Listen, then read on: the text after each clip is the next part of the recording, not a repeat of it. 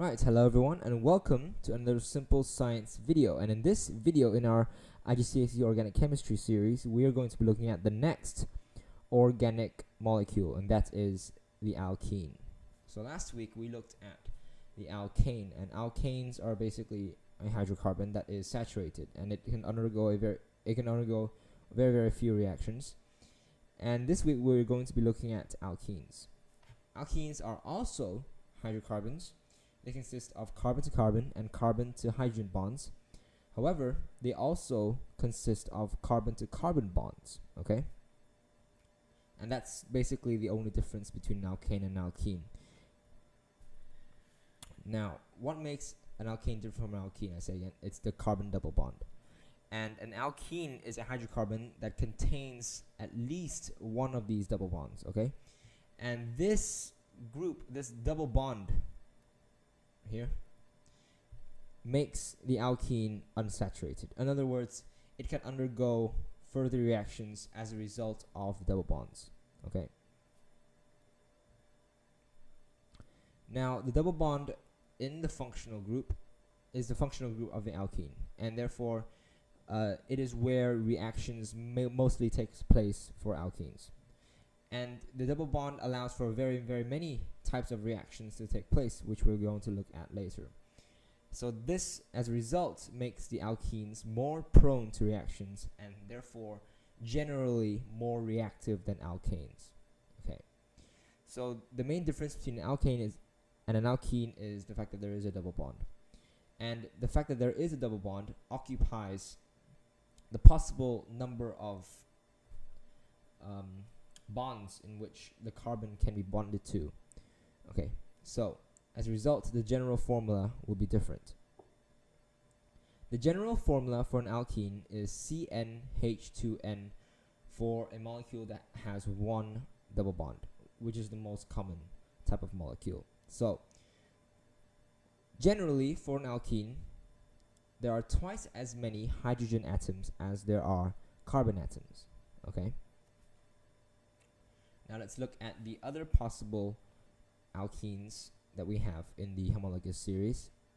And just like alkanes, alkenes can also exist as branched alkenes or branched molecules, such as so, whereby you have a main carbon chain, and attached to this main carbon chain is a branched carbon chain, or probably just a simple branch group in this case. So in this case, we have a branched alkene made up of a main carbon chain of 4 atoms of carbon, including a double bond there.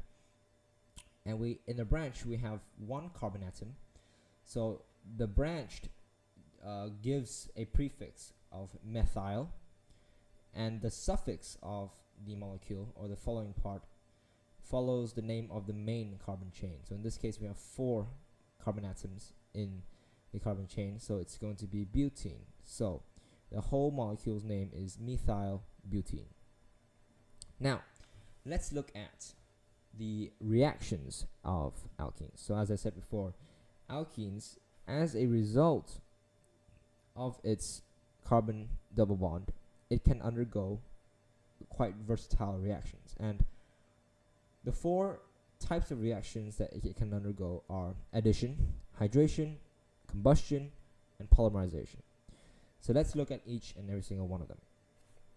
The first type of reaction that it can undergo is the addition of hydrogen to the carbon double bonds, or hydrogenation.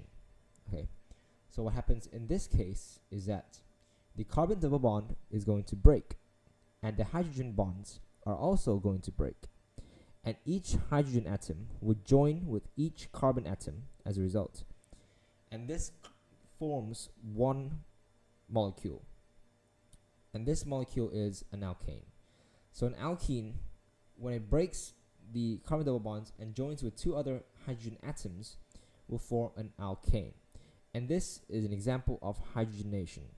Okay, there you go.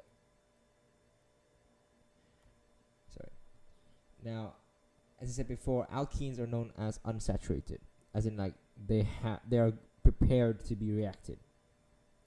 And when they have reacted with hydrogen, they will form an alkane, and an alkane is very unreactive. It is not prone to reactions, and as a result, they will become saturated. So this process can also be known as saturation, whereby an unsaturated alkene reacts with hydrogen to form a saturated alkane.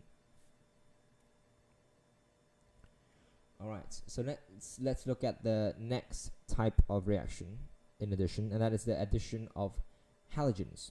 Okay, so in this case, similarly to the addition of hydrogen or hydrogenation, the carbon double bond in our alkene will break, and the bond of the halogen will break. So in this case, the bond of the bromine molecule will break, and each bromine molecule will join each carbon atom.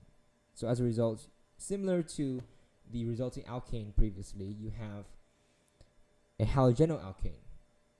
Okay,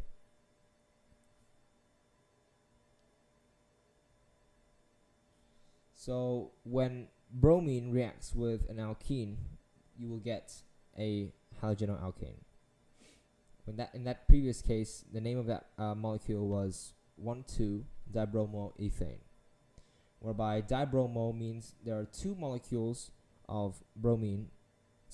atoms of bromine in a molecule, and ethane just represents the main carbon chain of two carbon atoms.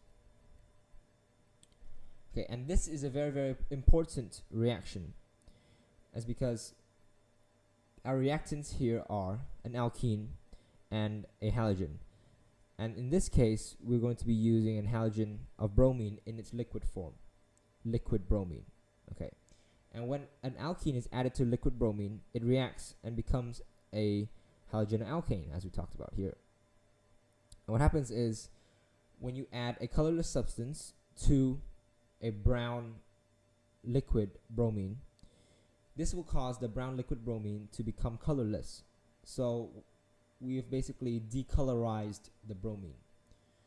And this is a very, very important visual test for the presence of alkenes. So how do we test for alkenes? All we got to do is pour it into a solution of bromine water, and then it will decolorize. Okay, now let's look at the next type of reaction, and that is hydration. So similarly, in the previous cases, we are going to react with the carbon double bonds. In this case, our reactant is water and ethene. Okay, so when water in the form of steam reacts with an alkene, you will result in an alcohol.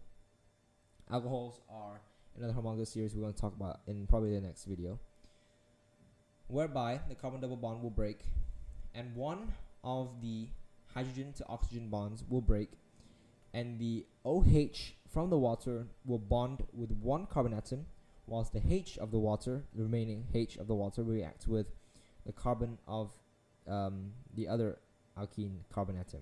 Okay, and this forms an alcohol.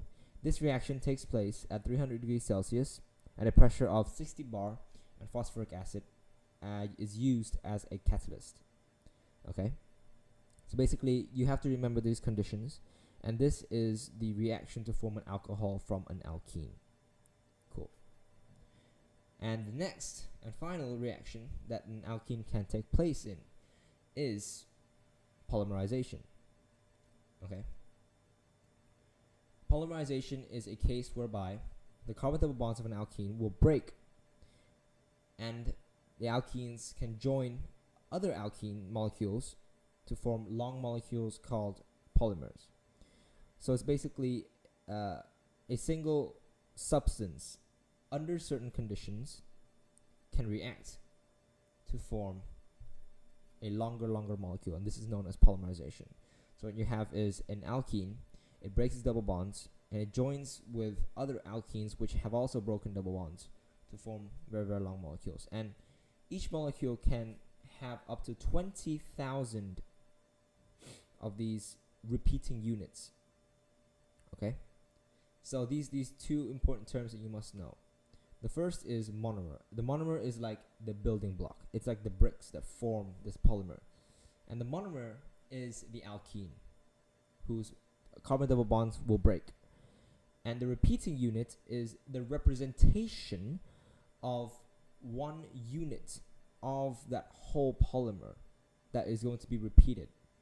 So for example, in a polymer of 20,000 molecules, you're going to have 20,000 of these repeating units within the molecule, just joined end to end. Okay? So that's all there is. Oh, and you must learn about and you must memorize the reaction conditions for polymerization. So typically, polymerization, or generally, it will take place at a high temperature and pressure at 200 degrees Celsius and 2000 bar for polyethylene. So that's just one of the conditions. But you just got to expose your alkene to very high temperature and very, very high pressure for the ethene monomers to break its carbon double bonds and join together to form repeating units as a representation of a very, very long polymer. So that's it for our alkene series, or video rather. So thank you very much for watching, and I hope to upload sooner.